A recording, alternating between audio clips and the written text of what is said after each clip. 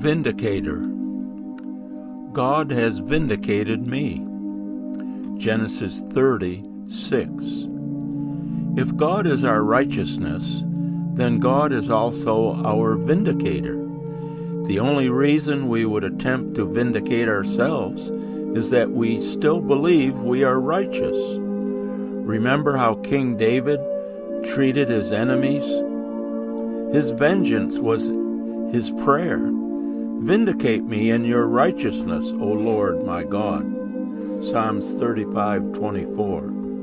Save me, O God, by your name. Vindicate me by your might. Psalms 54:1.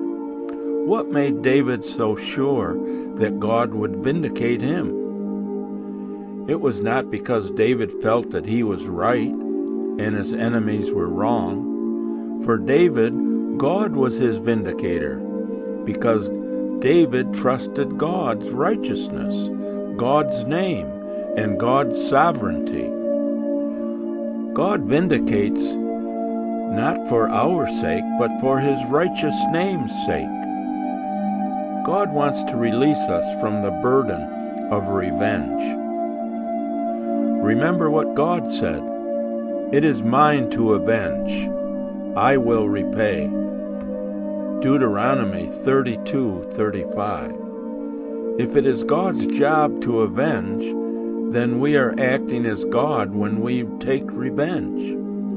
When we trust God for justice, we become less sensitive to how we are treated, but more sensitive to how God's name is glorified. Today, glorify God by trusting Him to be your vindicator.